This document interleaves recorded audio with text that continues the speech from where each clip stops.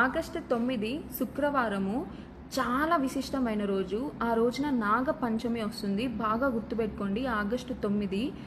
ఎందుకంటే ఇది ఇంపార్టెంట్. కాలసర్ప దోషం వల్ల, రాహు వల్ల, కేతు వల్ల మనం చాలా చాలా కష్టాలు అనుభవిస్తుంటాము.